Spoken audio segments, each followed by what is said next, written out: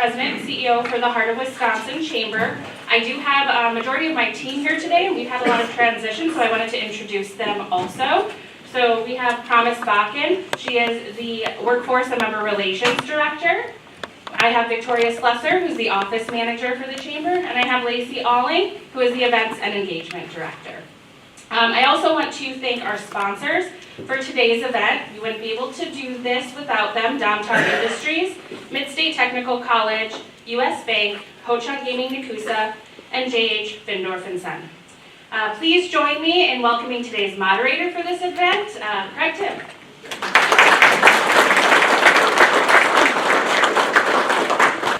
If you're new to a legislative breakfast, welcome. If you've been to all of them, welcome. It'll be a similar format that we've done in the past. We figure it works very well. We're very fortunate to have 5 current elected officials, and I'm going to call them up to the stage to speak here in a second. I have a few questions for them, but be patient and know that you will also we will have a question and answer from the public and the audience at some point, so feel free and think up those questions. So if our elected officials, Senator Corey Tomczyk, come on up, grab a seat. Representative Scott Krug. Scott, I'm doing better. Yeah, thank you for not calling me Senator.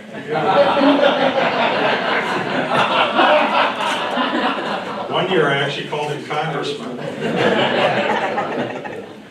Real happy to have Representative Vinnie Moresi. Vinnie, thank you for being here. And I'm not calling you Vincent, because I'm not mad at you in any way. So. And you're not Sister Stella. That's right. Wisconsin Rapids Mayor Matt Zacher. Welcome, thanks for being here. And very happy to have Stevens Point Mayor Mike Wiesa. Mike, thank you. Wow. He said Stevens Point. He didn't say Wisconsin Rapids. We're a suburb of Rapids. So as we start, I'm going to just, I think we'll start with Scott and work our way this way. Just take a couple of minutes and maybe update our audience here on what you're working on, things that you see in the, as you're going through the legislative session, et cetera, et cetera. And then we'll just kind of pass the mic on down a little Corey and then work our way this way. So, thank you. Yeah, good morning. This is, I don't know, my 15th year doing this. Like, kind of blends together, kind of like Greg said, it seems like you finish one, you're doing another one. But it's great to be here, and I'm excited every year to be here to kind of talk about where we are in the legislative process, how things work versus what you might hear. Kind of gives us the actual chance to speak to you directly instead of hearing third hand of what's going on. So this session, I'm the Assistant Majority Leader in the State Assembly. It's a little different role than I've had in the past, where I've chaired committees and kind of guided bills through the committee process and figure out how to make them all work together. Now my role has been more of the, shepherd, right? I've got to get to 50 every time on a bill to make sure we've got enough people in our caucus that want to do something, to understand the dynamic of where we're all flowing together, and then sometimes change the dynamic by putting some of my own ideas in there to make sure that we can get things done to represent Wisconsin. So it's an exciting session. It's the first time I've served in leadership. It's a much bigger time commitment, so all the realtors in the room, you're welcome. I can't compete with you. We're busy. But on the flip side of that, I've also been able to, now that I've back away from my committee chairmanship in campaigns and elections, I get to author those bills now, because we have a rule in the State Assembly that you don't author bills, they go to your own committee. So kind of flip-flop with Dave Maxey, who's taken over the chairmanship of that committee. So I get to write the bills, right? So the trust agenda bills that Senator Tomczyk and I have together on elections to make sure elections are transparent, reliable, uniform, secure, and timely. That's taken up the bulk of the time the last few months here, just to make sure we keep taking the conjecture out of elections, settle that storm so we can build towards safer elections in the future. On top of that, I work on a lot of housing and real estate issues, believe it or not. It's great to be able to impact that policy that we can bring back home to make sure that houses are more affordable, that there's better market, driven concepts for real estate, and that buyers the buyers and sellers know that there's actual rules and laws and ethics and all these things being built into the marketplace to make sure we all know exactly what the rules are going forward.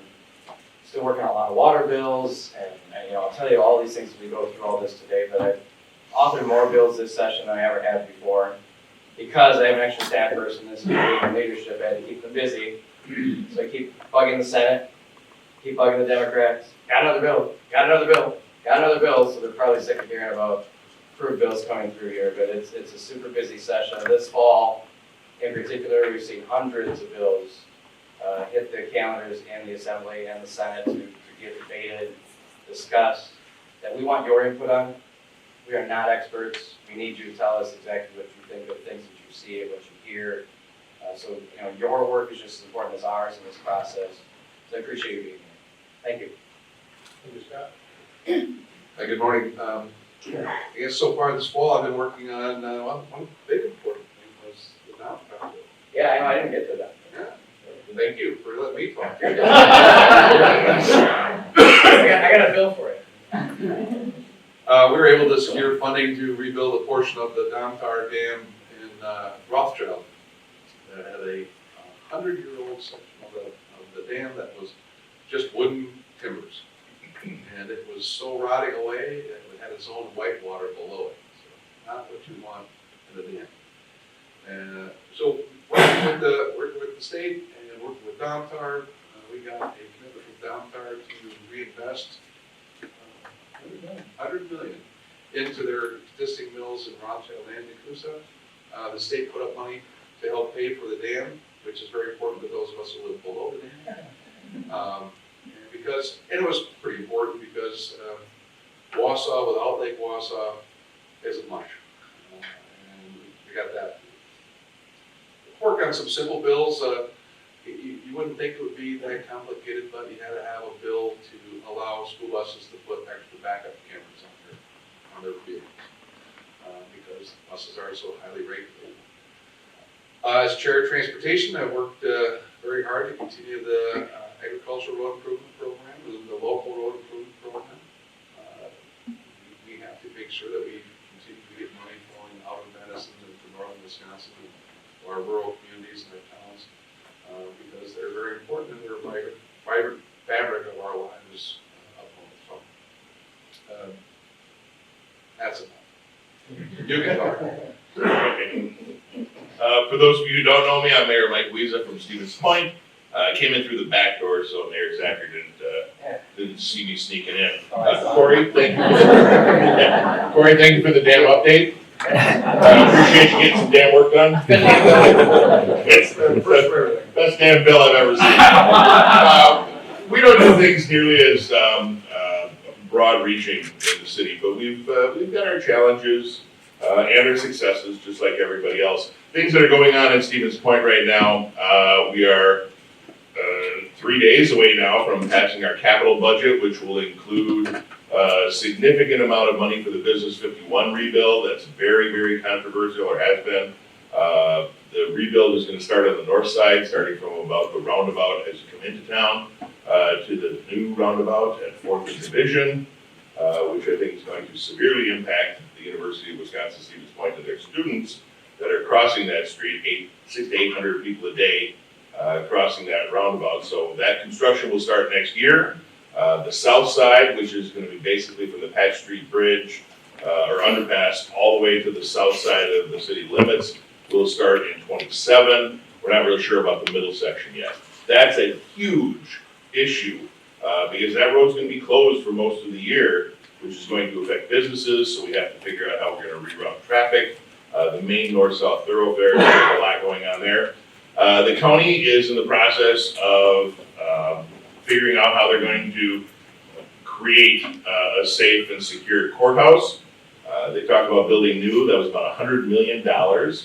But they also then determined through working with the city that if they had the entire county city building, they could remodel it. It would meet almost all of their needs and it would come in at about $40 million. So the city council has voted to build a new city hall on what was the former Weber Tackle site, 1039 Ellis. Some of you may know it as the home of Create Portage County, or former home of Create Portage County. So we're starting that process. We're looking at about a $16 million build there, working with Somerville out of Green Bay, and hoping to get that rolling in spring. So we've got that going. Some of the biggest challenges we have, of course, are just the same thing that Mayor Zanger is going to be talking about. So, homelessness, housing affordability, employment. Even though unemployment is low, there's lots of people still looking for employees because the dynamics of the job market have changed.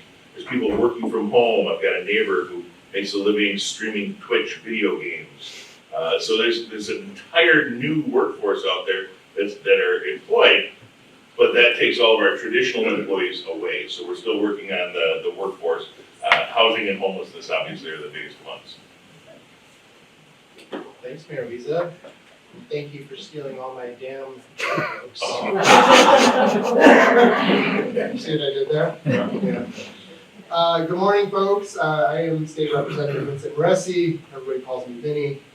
Not everybody. Yeah, Not everybody. Yeah. Sister Stella called me Vincent, and sometimes I have a twitch, and it's usually me backfiring to like the ruler across my knuckles. No, thanks for being here, and thanks for the invitation.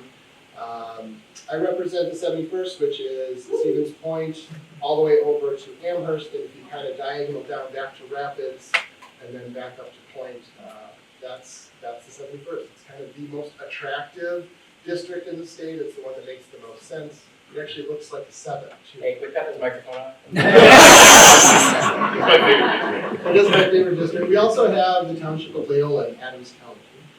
So we have just a nice compact little district. I'm also the vice chair of the Portage County Board of Supervisors because, governing in one body isn't enough. I am a serious glutton for punishment.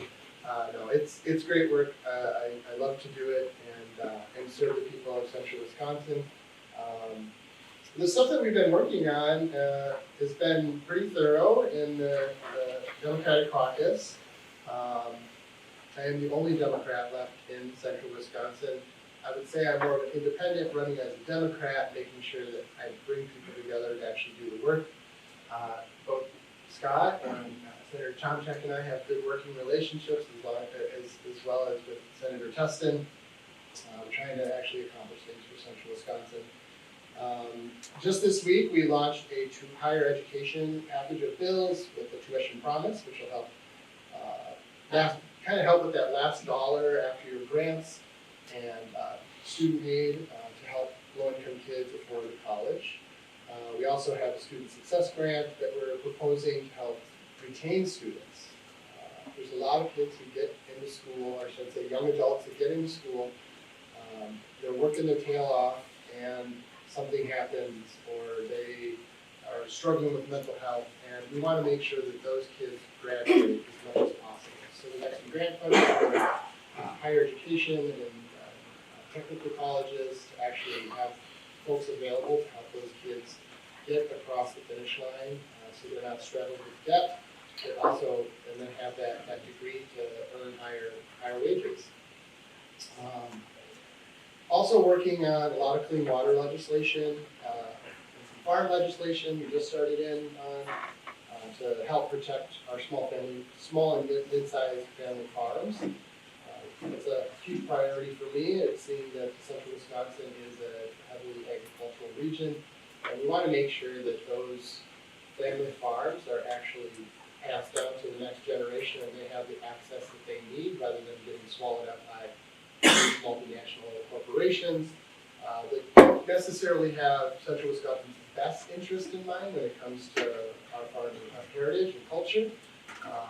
So we're working on some legislation there, and also I think all of us are working on some form of marijuana or cannabis reform that actually spurs business and has a medical element to it, so we can make sure folks who are suffering from everything from pain to mental health issues have the medicine that they need.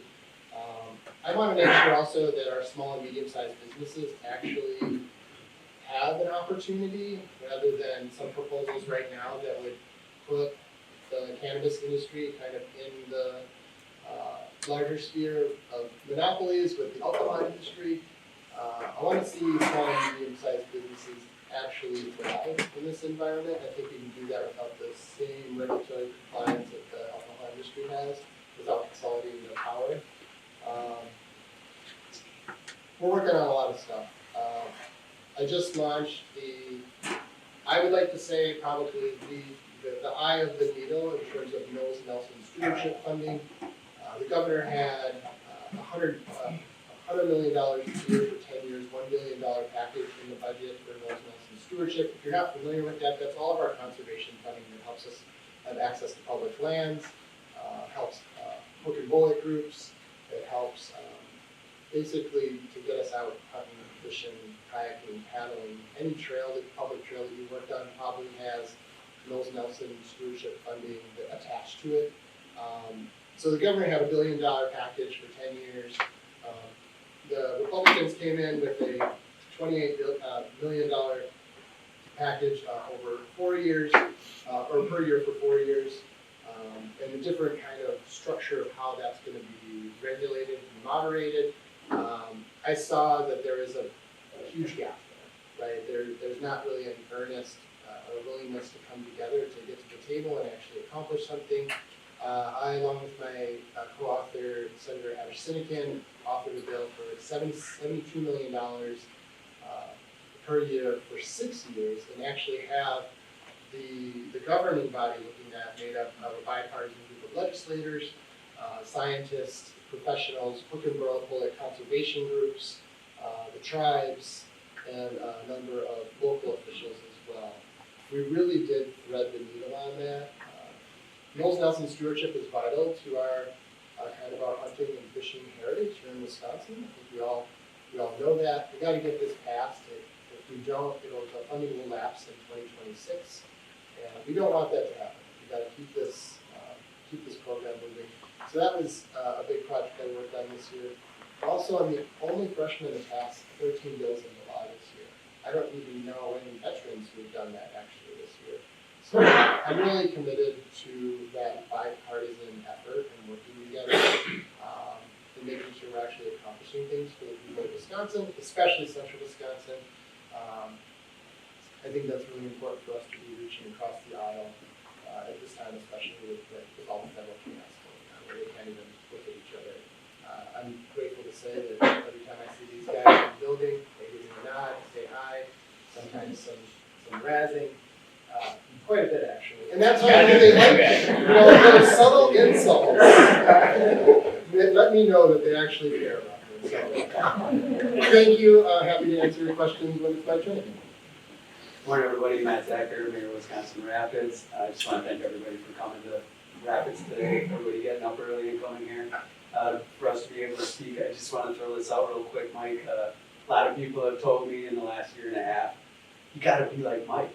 He's one of a kind. Like, I appreciate everything you do. I don't think I could ever be like Mike, but I do appreciate the work you've done for your community, and I do respect that. So thank you for that. There are a lot of little things that we could go into, and I have learned in a year and a half to take the little wins, because you go for the big wins and you're working really hard, but it takes so long to come through. Nothing's saying they're actually going to happen. So for the small wins, I think that's a really good thing. One of the big things we've been talking about with the county and all the resources that are out there is what are we doing as a collective community for the homeless, unhoused population. So there's a lot of conversations being had right there, and where we're going to move forward with that and what that looks like. Of course, everybody cares. I mean, we care a lot about what's happening. There's some conversations right now about, this baby box where we can put that in the fire station and have people be able to know they have the security of taking care of young babies and that they're safe with the fire department. So there's things we're doing to really take care of the residents and the people in our community. We appreciate that. On a big scale, two things that I'm thinking of right now. Obviously, I could go on and on just because there's so many details about the mill and what's going on there. And the biggest of pictures, CRG is the company that owns the land and everything in it. Again, I'm just going to go through some basic terms. The base mill was sold to Sunoco. They're rebuilding it, putting roofs on it, taking care of it, bringing new people in, growing their machines and their employees. The converting mill was kept and then purchased by Bill Rood, who's doing their converting, bringing their material down from up north. That's huge. It's about over 300 employees together, and that's growing. The 16 machine has been sold out of the building. They're working on cleaning it up. There's some avenues that they're looking at. Again, there's a lot of stuff that just stays confidential. I am very appreciative of the fact that they've grown to trust me enough over the last year and a half to let me in on the conversation. They don't have to do that. We are a government and they are private entities, but I think the more we can work together and help each other out, I think the more beneficial it's been for the overall project itself. So everybody's working real hard there. Again, the big thing, and this is a happy sad, and I have to respect this, there's a lot of blood, sweat, and tears that went into not just the ownership of the mill, but the people that work there and have their own ownership in it. Seeing that craft mill come down is hard. You know, it's a hard thing to be a part of, but at the same time, if it sits there and just deteriorates and nothing happens, it's going to be much, much worse in the long run. So I think it's very important to respect the past and the people that have put their life's efforts into that, but also respect the fact that we have a good group of people that have been hired kind of in a roundabout way. They purchased the mill from them, so they have to take everything down to get their money back and make a profit. That helps us in a lot of ways, because ultimately we're not going to have anything left of the craft mill when it's done, which will be good. We don't have to worry about half up, half down, and now we're going to figure the rest of that out. So that's been good. When that's down, we have about 220 acres of private real estate for new development. We've come to learn Oc.t is the electric company that runs the mill, and then the other mills up the river of the 5 dams that Oc.t owns from New Bay all the way back down to Rapids. It's an important company, and we're learning just how important they are and what their long-term strength and viability is, and what that means for not just Wisconsin Rapids, but the surrounding area and those dams and all that. So it's important to be a part of that conversation, and again, they let us do that and help in any way possible. Some big conversations to be had there. The other thing off of that is EMS, emergency medical services, is a big conversation that we're having. It's a nationwide issue. Comes down to we've been talking quite a bit with the state, also talking with the county, to just see where things lie and what it would take in order to build a cooperative. We are Wisconsin Rapids, but in the end, we are a broader community with the townships and the villages around us, and we do have to work together at times. Understand that it's all separate but equal, but at the same time, it's we do have to look at the big picture of working together in some of these aspects. This is a big one. Everybody's kind of sitting at the table. We're spending a lot of time just talking, building trust, saying what can we do, how can it be fair, because ultimately we have to be able to provide these medical services for anybody who calls 911. Again, I can go on and on. I'll let it be there, but we are working hard, and I appreciate everybody's efforts in the big picture and the big conversation. Thank you. Thank you very much. It's been a great start. We've talked about a damn bill. We've talked about being like Mike. And Matt Zucker has really cool socks on, so if he shows up. Maybe a little early for. Never too early. Never too early. You mentioned cooperation. Everyone did here. Can you, I guess I'll open it up to anyone, talk about, at Stevens Point, Rapids, you certainly have your own concerns, your districts, the 72nd, 71st, Corey with his Senate district, but it is all one big picture, because a couple folks mentioned how it interacts and how you're supporting central Wisconsin.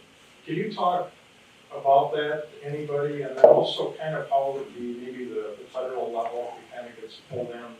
Especially, the federal, we've come right to federal law. so yeah, especially now with the shutdown, all that stuff. So how is the cooperation, or what do you see, or what, and how can we support that as businesses? That's it's one of the strangest things when you go into politics, right? Is when I first went into the building 15 years ago, I fully appreciate what it takes to actually get a bill done, right? So you go in, you know what the policy is, you know what the problem is. You were great with coming up with problems in Madison, but we've always been short on figuring out how to get to the solution. So I think too often people see that politicians get into this bubble. We call it the bubble too. Like you get into the dome, into the bubble, you're in your own echo chamber, and you just cannot see what the solution is because you're stuck talking to the same people all the time. I love these guys, but if you don't get out into your community and actually figure out where the problems are, what the pressure points are, you're never going to write a bill that's going to get through. You're never going to convince your colleagues that it makes sense. And now, especially on top of it, my first 8 years where we had a trifecta, where we had the legislature and the governor all in the same party, you could write anything and it would just fly right through. Now, the split government the last 8 years, you have to work, right? So, you know, as the conversations go on between my office and the governor's office, and even election bills, right? Super sensitive stuff. You know, governor says, figure it out. I'll sign bipartisan bills. Bring them to me. All right, I'll go knock on some doors. So you try to push the envelope as much as you can when it comes to the actual, you know, R&D stuff. Figure out how far you can push your caucus, bring another caucus in. How far you push that's too far to lose your caucus, but you have the Democrats on board. So a great example is my early absentee processing bill. We actually want to get results done before, where we want to get election results done before 3 o'clock in the morning in Milwaukee. Get to the point where you get the legislature on board, Republicans, Democrats, in the assembly, you get over to the governor's office is happy, sometimes you can't get the state senate. Or, you know, state senate's happy, Democrats are happy, you can't get the governor. So I mean, it's work. It's the only thing that makes it actually happen, is actually getting out and talking to each other. And everything in the building in Madison, everything that we do in our communities is about relationships. If you don't already know these people, or if you don't know other people in your community who are decision makers, you're not going to convince them that your idea is right. So it all starts there. Before you even make the bill happen, you've got to make sure that you know who people are, where they are, what they want to talk about. So when you hear on the news that the state assembly passed a bill, or the state senate passed a bill, or a bill's on its way to the governor's desk, that is the last step in about 5,000 things that happen.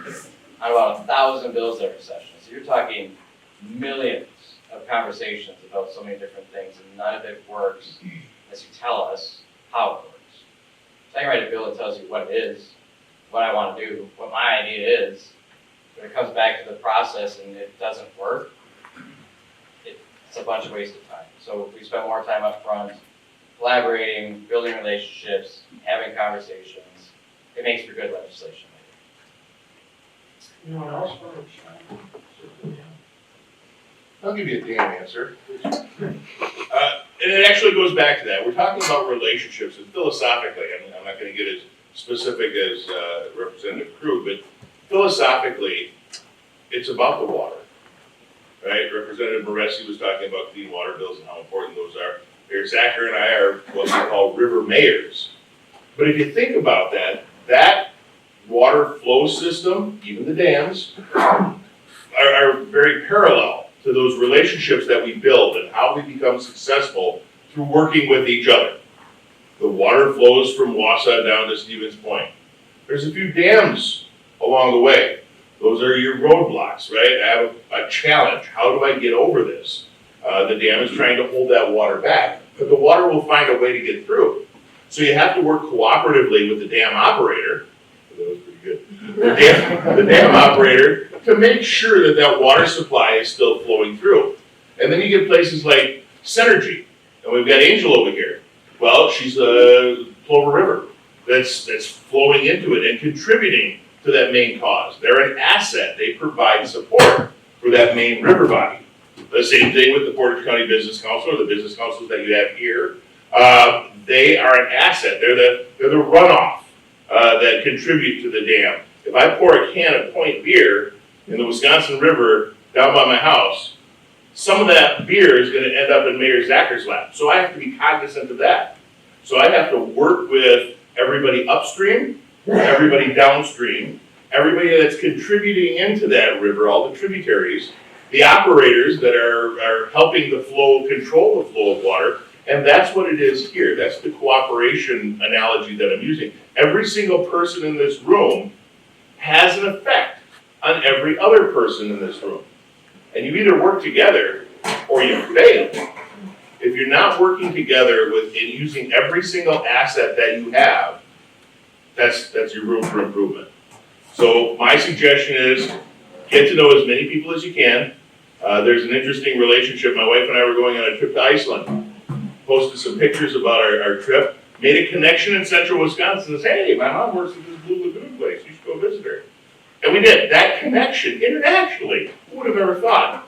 But it's making sure that you are using all of the assets that you have, all the tools in your toolbox, to make sure that the river keeps flowing. And that's my analogy for your cooperation. You got your own microphone. So much for cooperation.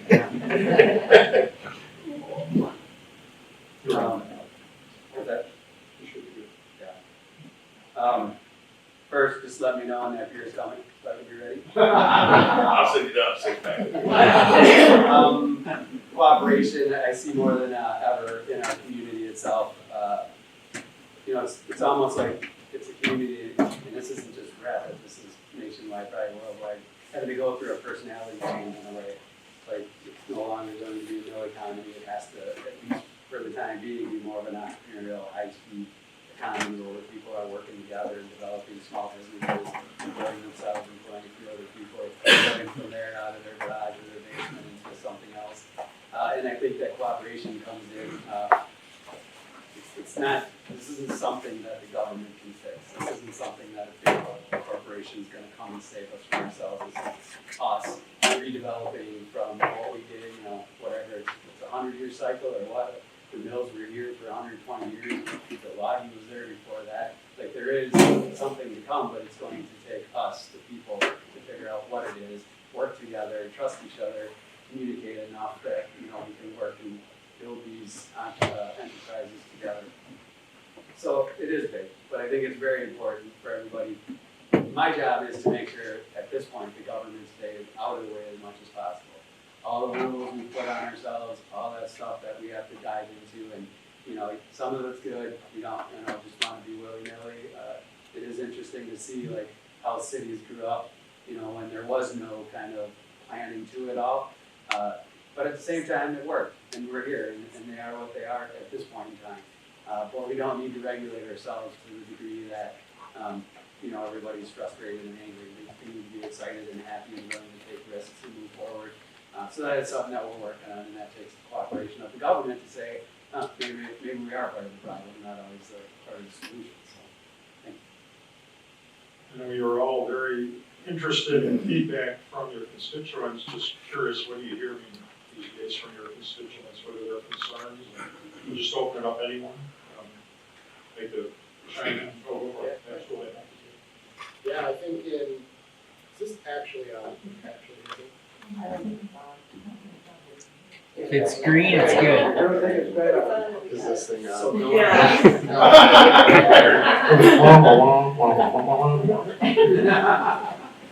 Thank you, Zach. I think the number one thing I'm hearing from constituents, I guess on issues, is conservation funding. We're a hunting and fishing state. People want to be out doing that stuff and enjoyable things with their family. That's about probably 90% of our emails, phone calls, things like that are on conservation funding. The other thing I'm really hearing a lot more often now is cost of living. Cost of living in central Wisconsin is up. We used to, I think, pride ourselves on having very low cost of living, high quality of life. We have universities and technical colleges that kind of create a culture of information and understanding and just a higher level of thinking in our areas. But people are still struggling right now. They're calling and asking the state, a state representative, what can we do about tariffs? What can we do about the high prices of things? And honestly, there's not much we can do because the federal government is in chaos right now and unwilling to work together. I am very concerned about that. I'm feeling it in my pocketbook. I'm sure all of you are as well. And that cuts back on us doing things that are enjoyable. It cuts back on the amount, like I have 2 young kids. on the things that we can provide for our children and experiences for them. Folks are also concerned about agricultural tariffs. I'm having farms reach out about, because I'm the only one who answers the phone, right? If you call up our congressional representative, he's not answering the phone. He's not showing up for town halls. So they call me, they ask what can we do, or what can you do? I'm worried about limited markets on commodities, soybeans, ginseng, cranberries. They're worried about bailouts. I think most farmers I know, they don't want a bailout right now. They want an open market. They want to sell their product. They're harvesting right now. It's like the greatest amount of pride we have as farmers is that moment when you're taking everything in, seeing the fruits of your effort, literally, in your trailers, going through your combines, and there's no market for corn. There's no market for soybeans. And soybeans now are being sold from Argentina to China, which was a third of our market. Nobody wants bailouts, they want markets. They want to do their work, they want to earn their living. I'm hearing from family farms that they're being swallowed up by bigger farms, out-of-state farms.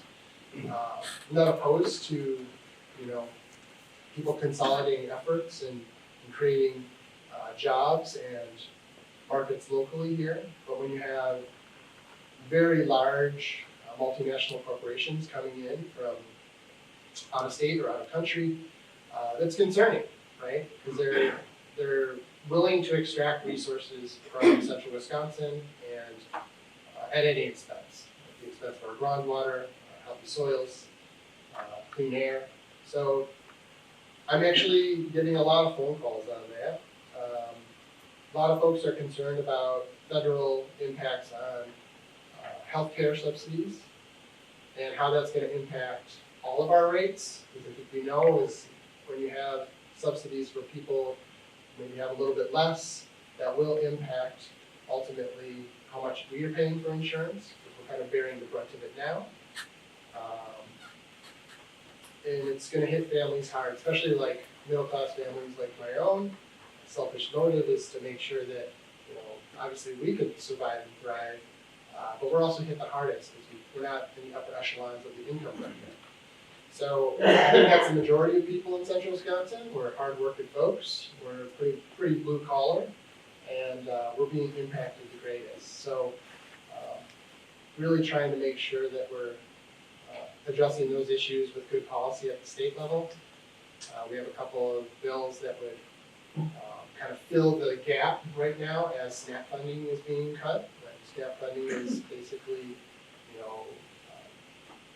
the local food procurement programs that we have, which are being cut, and those seeds have already were in the ground last year. I have farmer friends who are providing, thousands and thousands of dollars of local produce to schools and programs to help people just meet their needs. And they have the seeds in their greenhouses already germinating and some stuff in the ground, and then that market was pulled out from underneath them at the federal level. So people don't want partisan discord right now. They really want to see us move forward and support the programs we have to make our communities incredibly viable, and just kind of the chaos of everything throws it off enough that you have everybody sitting a little uneasy, which doesn't stimulate the economy. It doesn't make sure that we're spending our money locally. It just makes us apprehensive at how we're utilizing our dollars. So I know I'm pulling back a little bit. I wanna go to your new shop.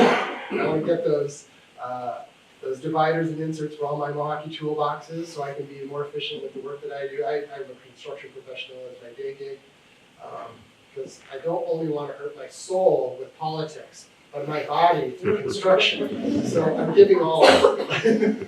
But I'm forced to pull back because I can't afford to get these additional tools and things that I would like to have. They're not necessities, but just wants right now.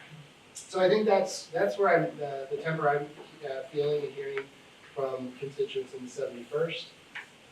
Everyone craves normalcy right now, and If we can get back to that, a little bit of normalcy, a little bit of neighborliness, we're all better off. Thank you. Anyone else want to chime in?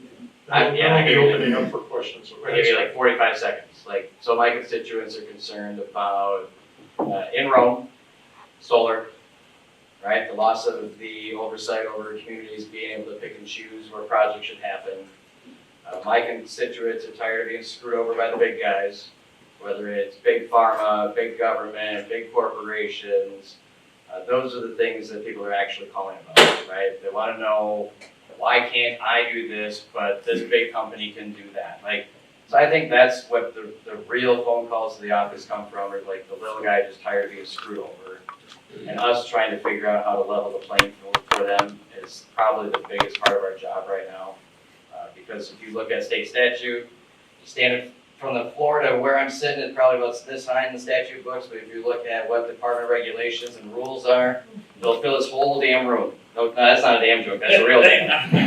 So people are sick and tired of not being able to get ahead right now because they want government regulation out of the way, they want to be able to live their lives. That's the reality of what people are calling. Okay, thank you. Now it's your turn. Again, we want to thank, we'll open it up for questions from the audience, but before we do that, there are folks in our audience that are elected officials or seeking office. I would like to just open it up. If you want to just maybe raise your hand, I'll recognize you and just kind of just give a quick who you are, etc. Go for it. Good morning, everybody. My name is Lambert Cleveland. I am a district legislator with the Oc.t Nation. I am also the vice president. So this is my second time coming to one of these. It's great to hear these guys talk about some of the same stuff that, as a legislator for my tribe, that I come and ask these questions and like to hear their answers as well.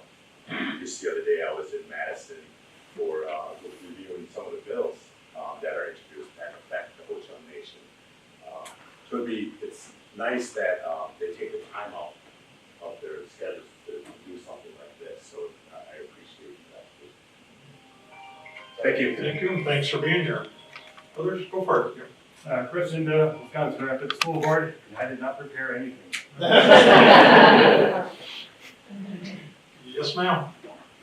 Good morning, I'm Elizabeth Hebert. I am running for Wood County Circuit Court Branch 3. I'm a prosecutor right now in the Marathon County DA's office, but I consider Wisconsin Rapids my home. My family's been here for a very long time.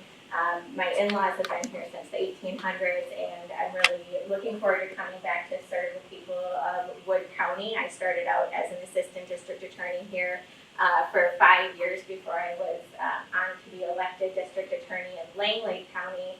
And so just trying to bring back balance, a prosecutor perspective to the Wood County bench. Right now, none of the judges have a prosecution background. And as a person who spent my entire career working on public safety, helping thousands of victims get justice in the court, I believe that it's really important to have that balance in Wood County, and so I'm going to be running for election in April. Thank you. Thank you.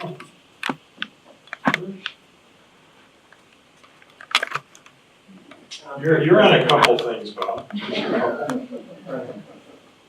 Bill Cunday, I'm from the town of Grand Rapids. I'm a supervisor there, and I'm also on the Wood County Board. What else? I know nobody gets it there, but. I see what you did there. In this case, you're right. I'm Lance Quill, I'm the Wood County Board Chairman, served in that capacity for about 20 years. I'm also the president of the Wisconsin County Association. And the one comment I'll make, and it might just be because we're Wisconsin friendly, the relationships that all those gentlemen touched on are extremely important.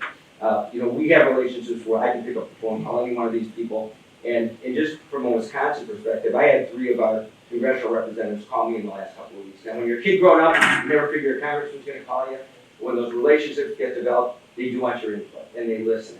And I want to thank all of you because we have those relationships locally with Mayor Zacher. We've worked on a lot of projects. You've seen downtown Wisconsin Rapids, big jail, some parking. We work cooperatively on all this stuff. It's a pick up the phone and talk. So thank you very much, Craig. Thank you. Anyone else? Hi, my name's Scott Bram, I'm District 9, which is Central Wisconsin. I've only had 2 years now on the county board, on several committees, but I will be running in this next term. For you, what you guys serve? Anyone else? Again, we thank you. Oh, yeah, that's good. My name's Jeff Kunsthover. I'm on the Wood County Board, District 11, and I'm also on the Wisconsin Rapids City Council for District 1. Okay, thank you. Thanks all, and I know we have representatives from higher education, from United Way, nonprofits. Thanks for all that you do, bigger companies, smaller companies, we appreciate you being here. They are ready for your questions, so I will, anyone that wants to lead us off, I can recognize you, and this will be an open discussion, starting right now. Don't be shy. All right, next. Yeah, Bill, don't be shy. Current situation in Wisconsin Rapids, and sometimes there's a long way. Is anything being done in Madison about it, or even locally? No. I'm not trying to be tongue in cheek, but we talk rail issues, it is a federal issue at its heart, at its core, and that is the biggest problem we've had right now is people talking about wanting to build an overpass, trying to figure out ways to get around the train. First of all, $35 million for an overpass for one city does not really fit into the grand scheme of the state budget. That's the problem. Second part is Canadian National taking over the rail system in central Wisconsin has never been a very user-friendly situation, period. So talking to Congressman Van Orden constantly, he's actually been leading the way on actually having conversations with Canadian National, to try to figure out if there's some things that can be done to limit wait times, find different paths around. But from the state level, you're not going to see money coming from the state to build an overpass to get around the train. Can you just relate how it happened in Stevens Point? Was it federally or was it state? Yeah, probably was local back then. I would be guessing back in. What are we talking about first? Back in Division Street. Division Street, that was. Whatever. Yeah, I couldn't tell you that, and honestly, I was too young for the Michigan Avenue underpass too. I can tell you that the Division Street underpass is owned by the railroad, so it's very likely that the railroad put that in. Even the pumps, when it floods, those pumps are CN.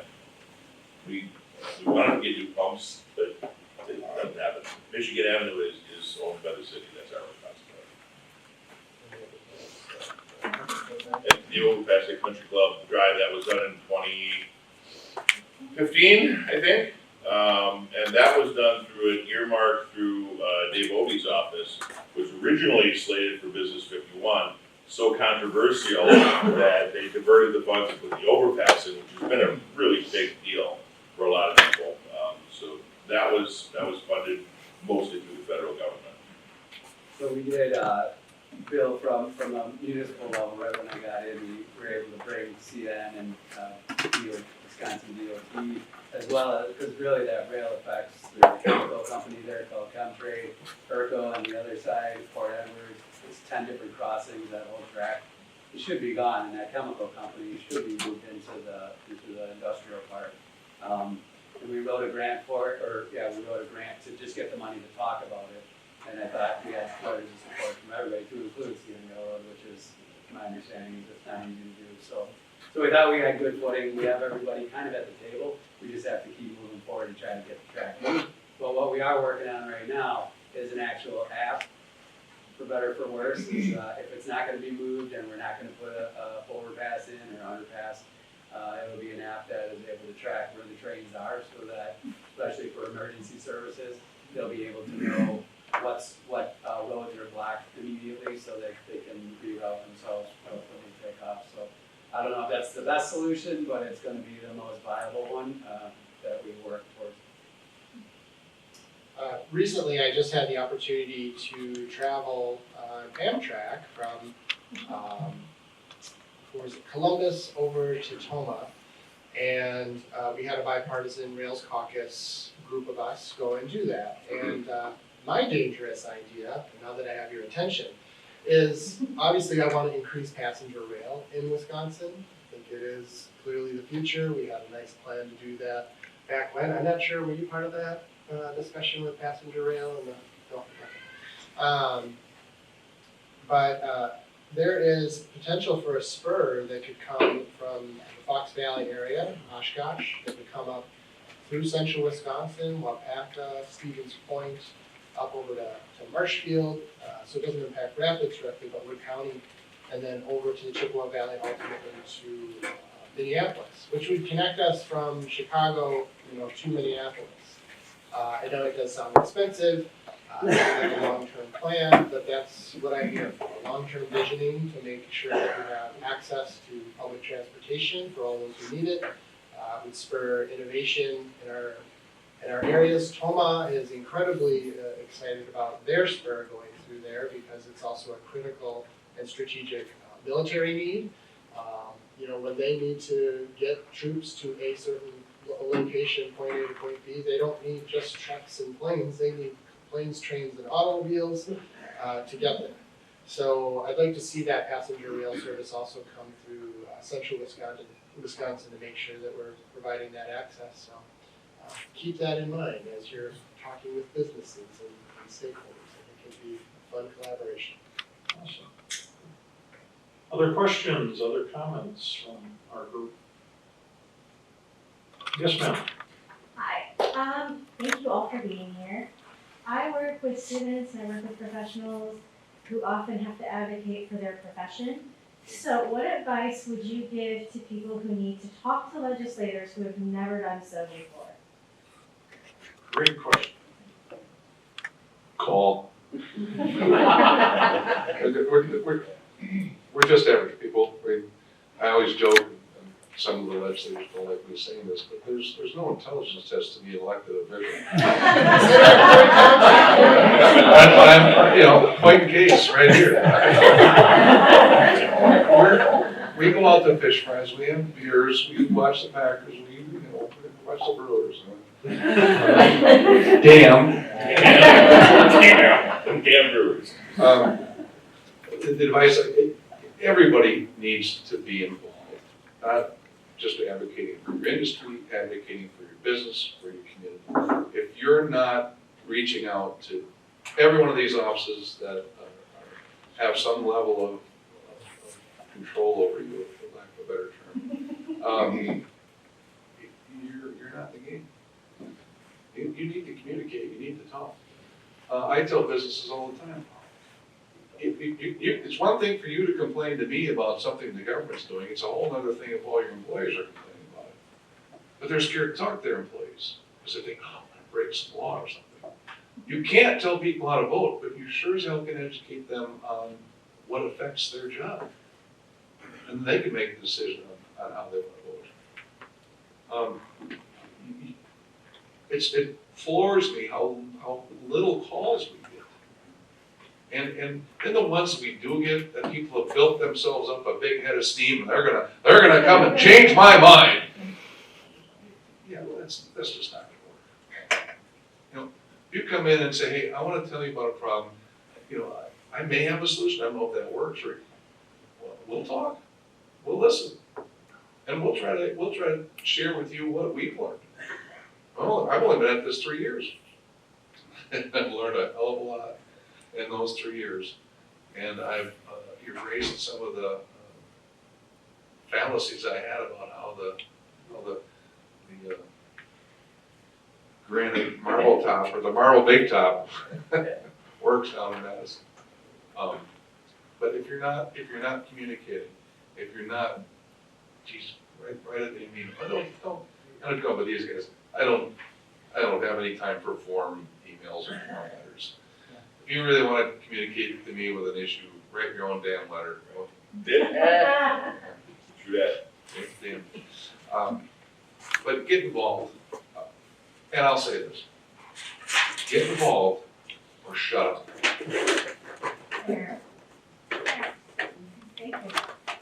Other comments on that? I'll go a little bit further there. It is reach out, because if you don't ask, the answer's always no. And that goes the same in your businesses, whatever work you do. everyone up here wakes up every morning and they try to make their community a better place. We may have different ideas on how to get there, but that's our goal. And if we don't know a problem exists, we can't do anything to fix it. So I know it can be intimidating. People come to council meetings and you see them stammering. But the bottom line is, as Corey said, we're all people. Reach out, call, email, Facebook message, text. I see people at the grocery store. Right. In Vinny's case, you can wrap it around a rock, throw it through his window, his address is.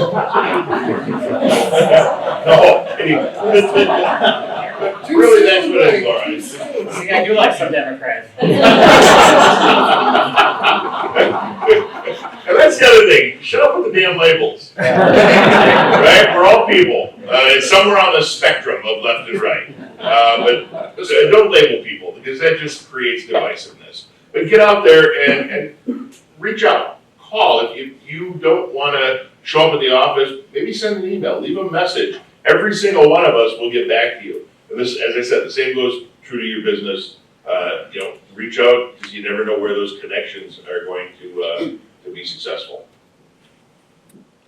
I have a little, maybe more in the nitty gritty of things. I'd say get organized,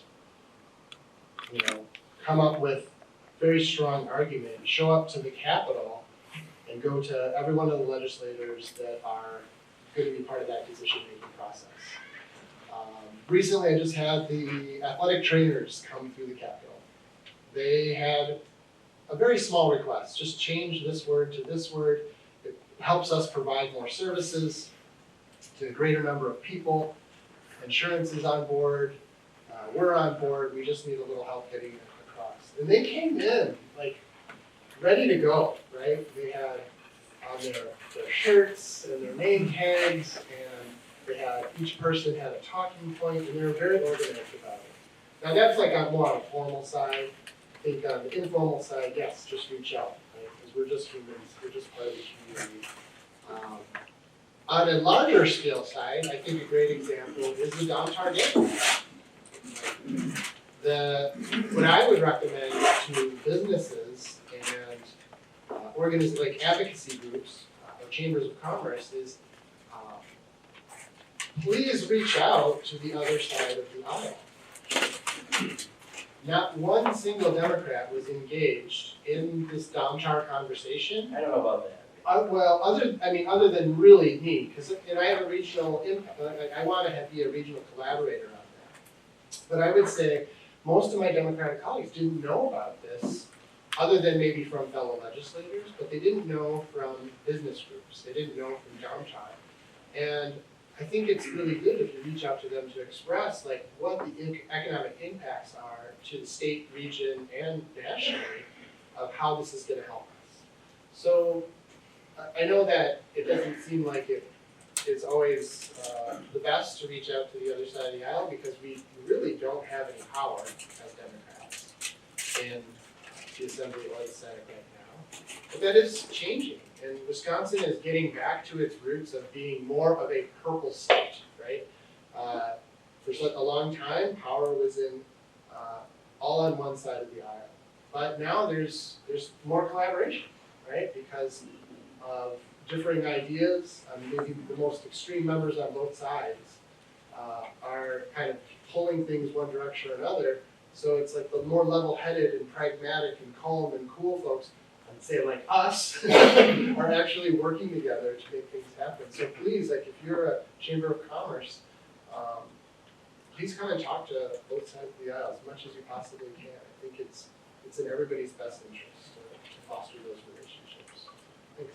Good advice from all of you, and I can also add, those of you that have been on many days, like Central Wisconsin days, when you go down to Madison or you go to DC, or it is intimidating, like the folks mentioned, and it's important. I'm looking at my friend Rob. It's important. They want to talk to the leaders of UWSP. They want to talk to the leaders of Mid-State Tech, but the first thing they'll ask you when you get inside the door, are any of you students? Because they really want to know from the students.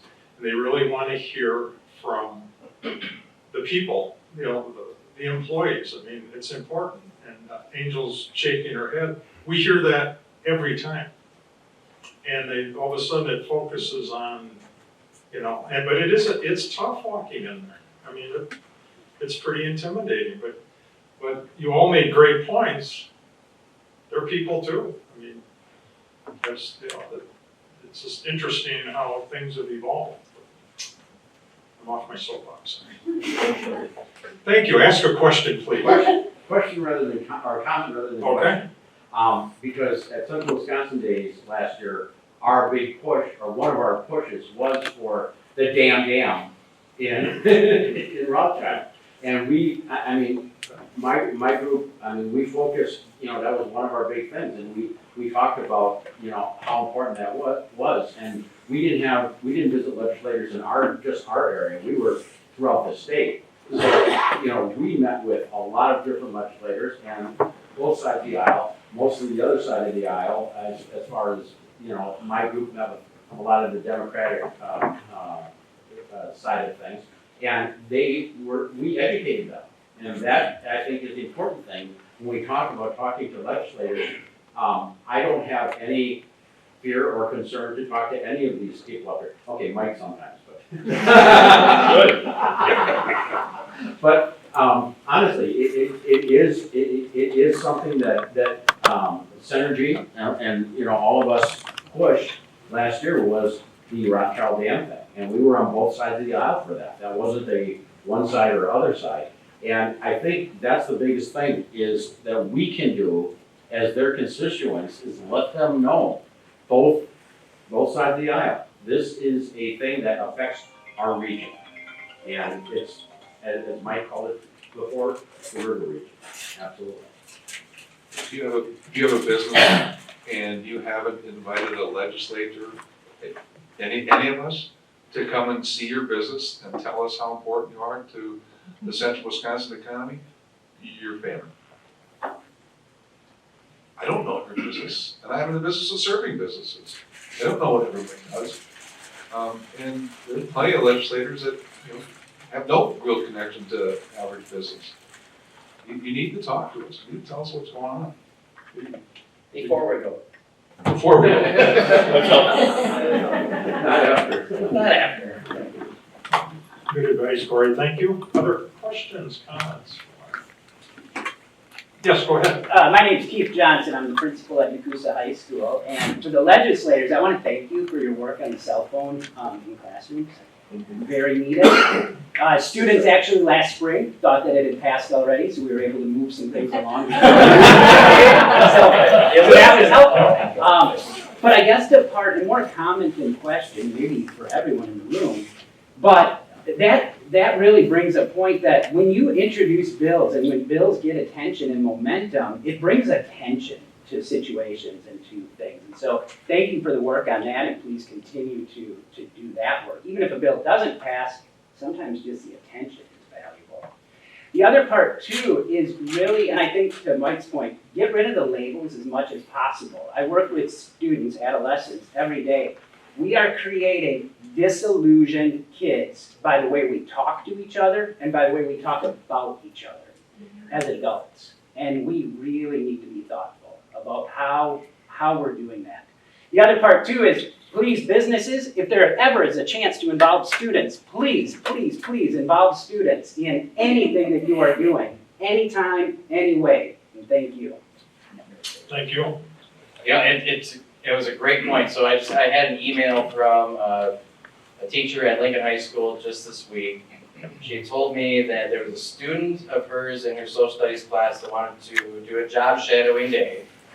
And the student wanted to job shadow me because he remembered that when he was 7 years old, we camped next to each other at Buena Vista on a Labor Day weekend. And just he said, hearing some of the stories he had heard and some of the things that I do, that stuck in his head. And that resonated with me because the whole reason I ended up in Madison was my 4th grade field trip. 19-something. But you get down there, you get involved at that age, and it is everything in your head. So from that point on, I was more engaged in social studies, I was more involved in current events, I was more involved in the news, just watching and learning at that point was incredible. So to the other point that was made, like the physical therapy students when they came through, I didn't even talk to them about their issue. They're like, student, like, okay, let me tell you how things really work here, just so you know, right? Just to walk them through this and see the excitement in their eyes when they're there is the most captive audience we're ever gonna have. So I 100% agree with your point, Keith, and yes, we need to get this cell phone bill signed by the government out through both houses. I'm hopeful they'll do it, so, thanks again. Damn good to see you. Yeah, good to see you. I appreciate it. Sorry, I got a hard out. And Mayor Mike Weeza has another commitment. We want to thank you for being here.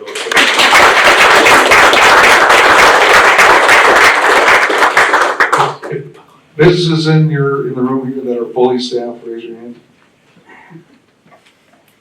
2, 3. What I got 2 businesses. I got my Madison brokerage as well. If you want to help yourselves, if you want to help the region economically, if you want to help the community, involve the youth. Kids drive past these buildings all day long. They don't know what they're doing. They don't know what you're doing to them, and they see this. They look at that. Show them what goes on inside of working on cars or working on the cranberry industry and all that kind of stuff.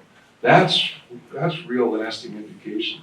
I feel bad for the kid that came next to you. That's why, that's the first thing I asked, like, when did you camp next to me and when did you hear? What trip was this? But prove to them how vibrant and how interesting and how exciting your community is. Way to keep them here.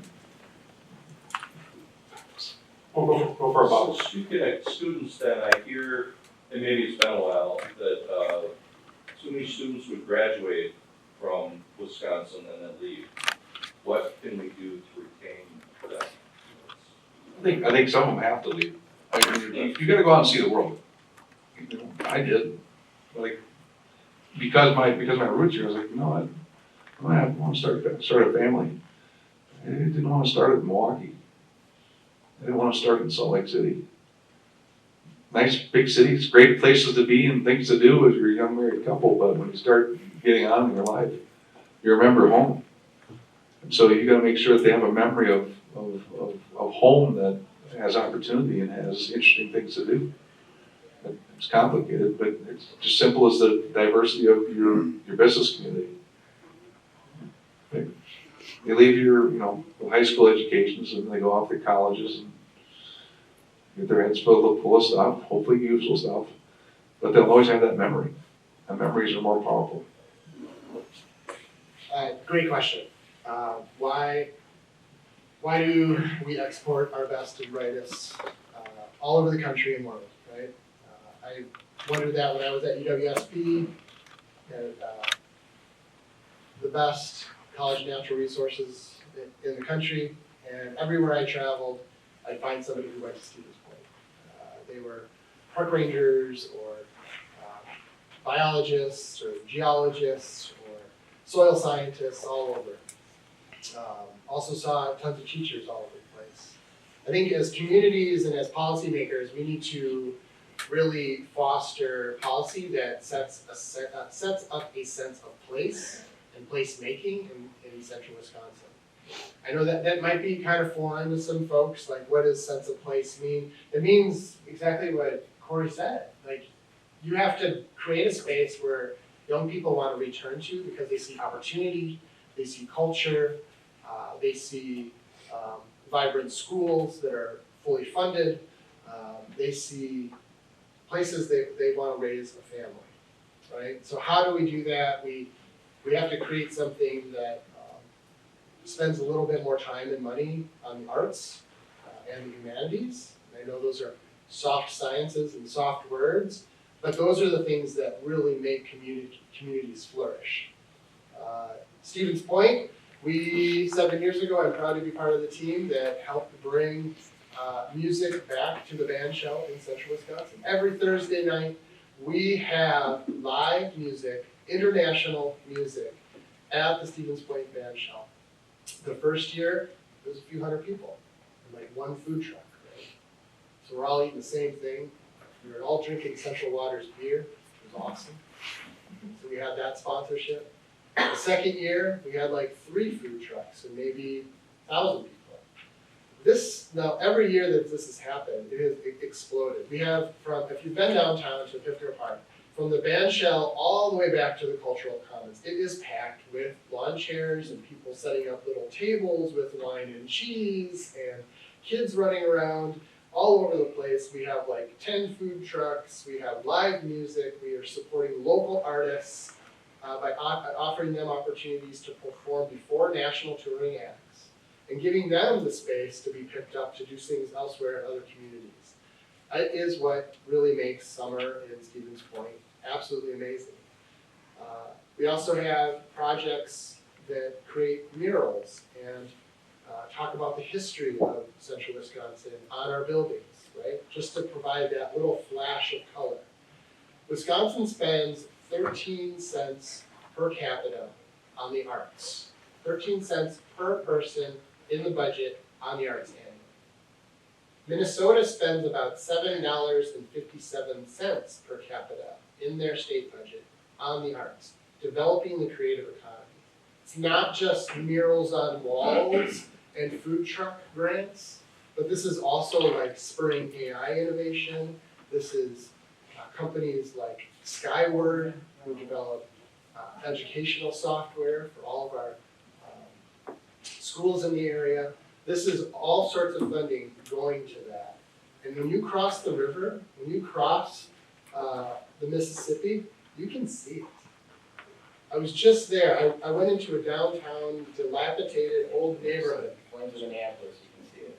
Well, yeah, I mean, hey, but you can see the space making that they have done. I went to an old warehouse area in Minneapolis a couple weekends ago, and they took old buildings and turned them into community hubs, right? There was a guy who just repaired trailers and did metal work. He was a metalsmith, basically, a welder. But he was doing all sorts of creative projects, art-wise, but then also pragmatic and practical-wise, which is where my heart is, because I do construction for them. But they also had breweries in that area. They had local composting facilities in these areas. It was totally revitalized in an area that was actually dead, 10 years ago. So I think we have to really look about how we're creating places and space in Wisconsin. Great Portage County is doing amazing work in that area, developing grant programs and just making sure they're spurring innovation and entrepreneurship. So if you want people to move back, you have to create something for them to move back to. Otherwise, they're going to continue going. Madison, Milwaukee, Minneapolis, Chicago, they're going to go to these places because there's those kinds of opportunities there. When we can embellish on those and create amazing rural spaces as well, which we're doing throughout the region. Okay. Let me real quick. Bob, the real quick answer is here, communities have to be able to embrace change. The Wisconsin Rapids' biggest problem from the 1950s on. So we had one thought in mind, we had one industry in mind, we had one way of doing everything, we're never going to do anything different.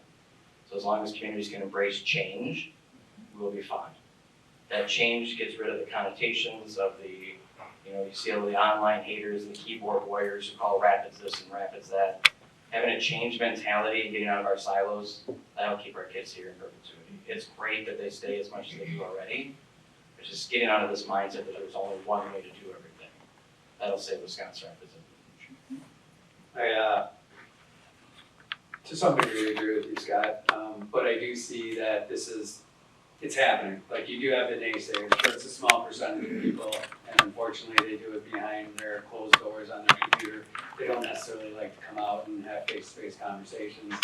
What I do see is mothers walking their babies, new people moving into town, people starting businesses, small as they may be, employing other people, getting excited about the future. Again, this is absolutely right. It's a change from what was to what's going to be. And obviously every day that's a new decision-making process. So it is up to us and the change that comes with it. And again, you have to celebrate what was there. It was a pretty amazing business that built up the industry in this town. But it all comes down to the people, and being able to communicate with their legislators, their government is a great thing. again, Corey had a great, to his point, we are just people. The only reason I'm here is because, in my opinion, probably as COVID hit, things got so ridiculous that I said, I need to get involved and find out what's actually going on. Otherwise, you have no idea what's going on, especially when you have so many people saying so many crazy things. So it's an amazing process. And yeah, fear is what keeps us all from, reaching out and saying, I'm afraid, but I'm going to do it anyways. We are not fancy people. Tell the people that you know to reach out, have the conversation. I know I'm going a little bit backwards, but that's what's going to create the changes that we need. And moving forward, Rapids is on the move. It's changing. We got to do what we can to pull some of the, you hate to say it, like, again, to Corey's point, if you don't ever really leave your community, you don't know anything different. So then you are frustrated and sad and angry when what you knew was going away and you're not able to embrace the changes that are coming or be a part of the change.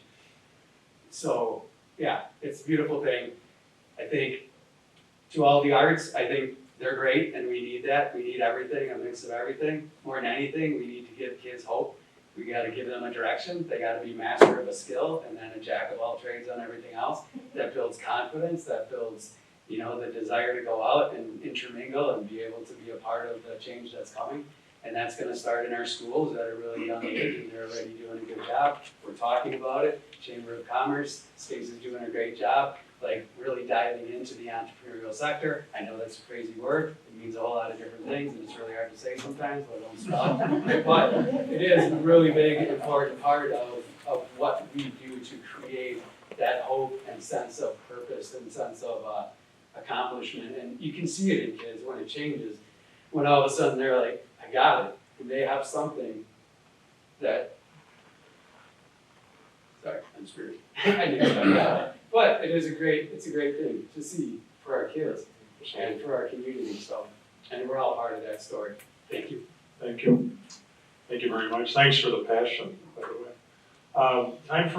We have another question. Go for it, Angel. You guys were waiting for this question, weren't you? Not really. Yeah, they were all up here saying, I wonder if Angel's gonna ask a question. So I had the privilege to attend the Economic Summit the last couple days in Green Bay, and they had two separate panels of young leaders. So these are either in our technical college system, and some decided they're gonna go right into a trade instead of going to education, and then high school students as well, talking about some of the struggles that they're already feeling. And they talked a lot about the importance of experiences, internships, apprenticeships. We're blessed in central Wisconsin, of course, great technical college, great UW system. But there aren't enough opportunities. As we look to the future for future legislation, is there opportunity to put more funding into those programs to give more real life experiences to these kids? So when they do get out of school, they maybe already have 2 or 3 years experience, because we're seeing a lot of students coming out of these colleges not having any opportunity because they won't get hired because they don't have the experience. I know there's great pipelines. I'm just curious if that is a discussion as we want to continue to fund one of the great things we have in Wisconsin. Just my opinion. Yes. That's a great thing, but it'll only be done well if government's not a part of it. And I think that's up to the business community. That's up to leaders like you and the chambers and all that. You guys need to make that happen.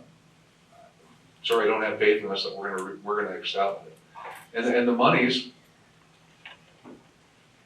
I don't like the near future with the state budget, but again, my opinion. Not wrong.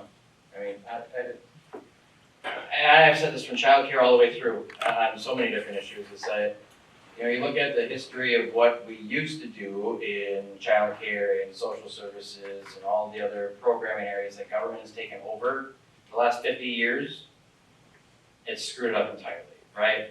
The more that we can lean on the business community, the more that we can lean on the faith community, the more that we can lean on our community to provide services, resources, pipelines, internships, communications, and just developing relationships, it's so much better than trying to leave it up to us. We'll keep funding programs for DWD to make sure we have pipelines and connections between UW systems and tech colleges and all the pipelines that we create through that. But there's got to be a point where when you see a $115 billion state budget, people are like, oh, damn, It's a lot, there's a lot of money being spent on a lot of things right now. The pressures are unbelievable when it comes to that. And that's where we really started getting back to, is leaning more on the community to provide all the things that they think are important for them, that give them the leg up over another community, that they can start building themselves as the place to become the next hub for something, because they take the initiative instead of waiting for Madison, or God forbid DC, to help them create an idea. Thanks for the question, Angel. I think we all know it's about balance. Can't build a damn dam without a little help from the state government right now. That's just the fact. We're all co-authors on that bill. If we get government out of it, downtown leaves, right? They would like to see our investment to ensure their long-term investments. We are scratching each other's back. So it's not about getting government completely out, but having more efficient and streamlined government that actually embraces deep, deep, meaningful partnerships. The best example I see right now, not only downtown is a great example, but I think about the public and the private partnership that we have at UWSP right now with the Century School of Business, right? Century sees the need. They see the fact that we need employees to continue to grow and provide services and be amazing benefactors to our community, right? They also know that not many people are moving to central Wisconsin, right? Because we don't have palm trees and balmy weather. We have hard, tough winters. And there's not a lot of the things that I talked about previously about arts, culture, really, really great middle-class sustaining jobs. So they're like, hey, we're gonna grow our own talent.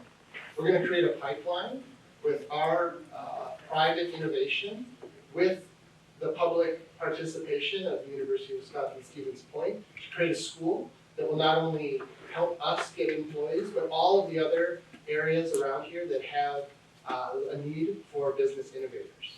So it's really critical to have public-private partnerships. I really love the fact that Century said we were going to grow our own talent. It fits really well with our agricultural roots and heritage here in central Wisconsin. Every single business in central Wisconsin benefits from the regional collaborations we have with Mid-State Technical College, with our trade schools, and with the University of Wisconsin-Stevens Point. And those are things that can really benefit us. We got to find a way to have government involved in the good ways and pull away from some of the kind of bureaucratic micromanaging nature of things. It's pretty essential. What else did I have here for you? I think that's about it.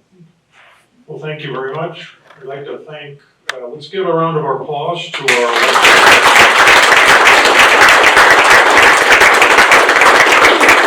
I'd also like to thank all of you that are running for office. Good luck.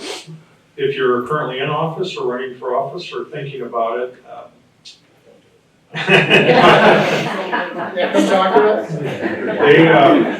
It's obviously a huge time commitment and a family commitment and everything else. So we thank you for doing that.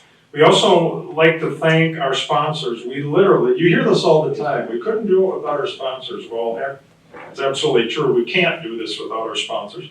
I'd like to thank our friends at Domtar, thank our friends at Mid-State Technical College, and thank you for hosting, again, this gorgeous facility. Thank to our friends from US Bank, appreciate it. Ho-Chunk Gaming Nakusa, thank you to the Ho-Chunk. And J.H. Findorf and Son, thank you very much for being here also. We cannot do that without you. Also like to thank you, Joe, and Wisconsin Rapids Community Media for being here. It will be on both Solaris and Spectrum in the upcoming days, so watch for that. Thanks Chatterbox for your catering this morning, and thanks to Milltown Coffee for the coffee. I know a lot of you consumed a lot of that this morning. A couple things to keep in mind. Business Expo is coming up. It's at Bullseye Golf Club. on October 28th, so look up on the chamber website. It's from 2 to 6 p.m. It's a business expo. Can't think of a better place to be in the end of October than at Bullseye Golf Club. I hope to be there at 4:53 today, by the way. Join the chamber for networking at night, and that's next Monday the 20th. It's at Tamarac's Pub, and that's from 5 to 7. And support and shop local during the small business showcase. You grab a passport, you know the drill, you shop locally, and that's going to be specifically from November 29th until about December 12th. On behalf of the chamber and all of our partners, thank you for being here. Just a little bit after 9, we'll give you the rest of your day back, and thank you very much. Appreciate it.